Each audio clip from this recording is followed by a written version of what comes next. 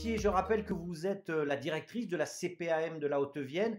Je vous remercie de vous être rendu disponible. Je souhaitais qu'on voit ce soir un peu avec vous les répercussions, le retentissement du Covid sur l'activité de la CPAM. Et puis, on n'est pas là tant pour parler de la maladie, hein, ou du virus, on est plus là pour voir quelles sont les procédures qui sont mises en place, faire un rappel, je dirais, ou une information pour savoir ce qui se passe si on est cas positif ou si on est cas contact. Donc je compte sur vous, Catherine, pour nous donner des éléments très factuels. Mais avant ça, est-ce que vous pouvez nous dire quel est le premier impact de cette crise sanitaire sur votre activité et notamment l'activité en termes de ressources humaines? Bonjour Bruno. Je vous remercie de me donner la parole pour apporter quelques précisions sur le contact tracing et sur ce qui se passe à la CPAM en ce moment.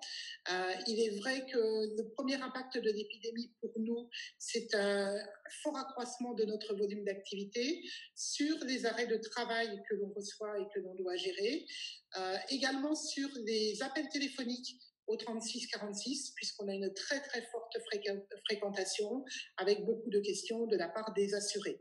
Et puis bien évidemment, pour gérer le contact tracing, nous avons mobilisé des équipes en nombre très important, ce qui n'est pas neutre sur le fonctionnement de la CPM dans son ensemble.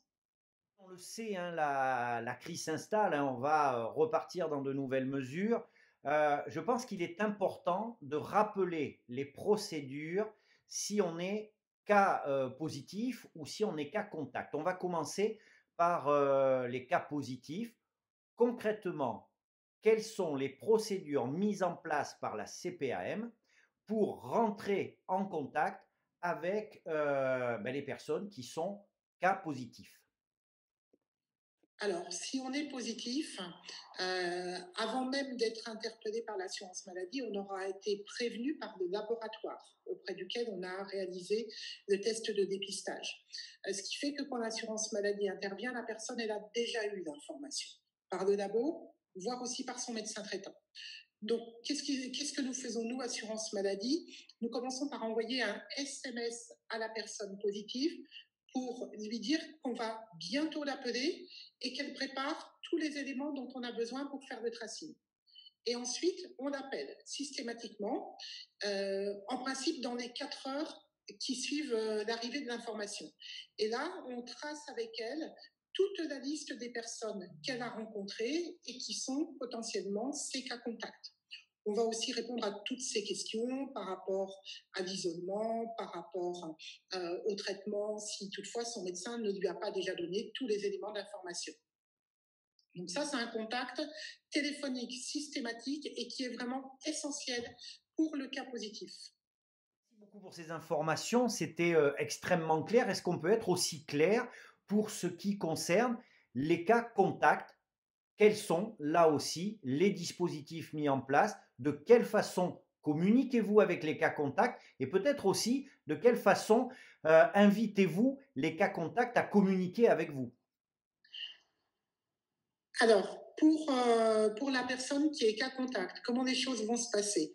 Elle va recevoir de la part de l'assurance maladie soit un mail, soit un SMS. Elle verra bien dans l'expéditeur qu'il s'agit de l'assurance maladie.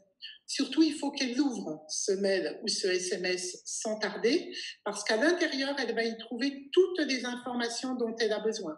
Dans ce mail ou dans ce SMS, on va lui expliquer comment elle se fait dépister, comment le fait qu'elle doit être isolée, qu'elle peut aller chercher des masques chez le pharmacien. Bref, toutes ces informations vont lui être données de cette façon-là, de la manière la plus rapide qui soit. Donc, mail ou SMS venant de l'assurance maladie, il faut l'ouvrir immédiatement. Ensuite, nous, assurance maladie, nous avons la possibilité de suivre l'ouverture des SMS ou des mails par des personnes à qui on les a adressés. Et si toutefois on voit après 24 heures ou 48 heures que la personne n'est pas encore allée chercher l'information, alors on la relance, on lui renvoie un deuxième SMS et éventuellement, si on a son numéro de téléphone, on va l'appeler pour vraiment ne pas la laisser seul, sans avoir fait le nécessaire par rapport au test et à l'isolement. De plus, vous avez été très clair, si ce n'est que je souhaiterais qu'on apporte une petite précision parce que il faut le dire aux gens, le mail que vous allez envoyer ne comporte pas le mot Covid. Vous allez nous expliquer pourquoi.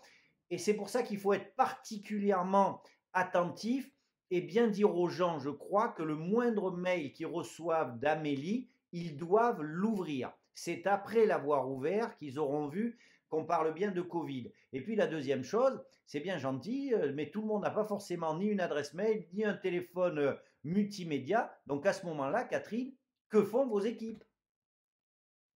Bruno, vous l'avez dit, le mot Covid ne peut pas apparaître dans le libellé du mail, puisque c'est une information qui est confidentielle et qui est bien sûr couverte par les obligations informatiques et libertés. Donc, dans le mail comme dans le SMS, ce qu'on voit bien apparaître, c'est l'assurance maladie vous informe. Et donc, ce sont ces mails qui contiennent ces mots assurance maladie qu'il faut absolument ouvrir et ouvrir rapidement. Peut-être vérifier aussi la boîte indésirable. On ne sait jamais et vaut mieux être prudent. S'agissant du deuxième sujet, oui, bien sûr, tout le monde n'a pas un smartphone dernière génération, un ordi en permanence à disposition. Donc, on a également prévu de passer un appel téléphonique aux personnes que l'on ne peut pas joindre par mail ou par SMS, tout simplement parce qu'on n'a pas d'adresse mail enregistrée dans nos fichiers. Donc, pas d'inquiétude pour ces personnes-là, elles vont être appelées par nos services, elles auront la même information que celle récupérée dans le mail ou dans le SMS. Avant de conclure, une petite question toute simple. Est-ce que on doit faire ou non une avance pour se faire dépister? Et si oui, comment ça se passe? Et sinon, comment ça se passe? La question était simple, la réponse est simple.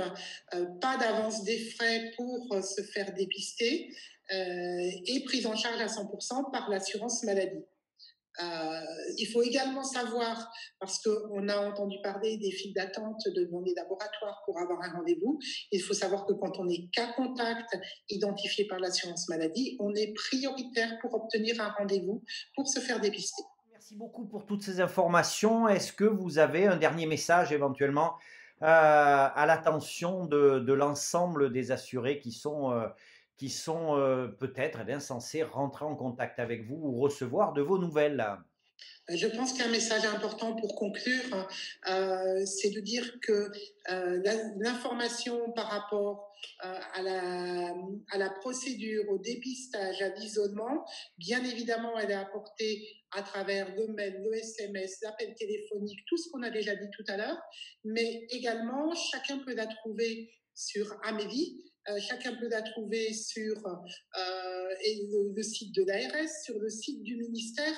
Bref, les sources d'informations sur la procédure à respecter, elles sont à disposition de chacun.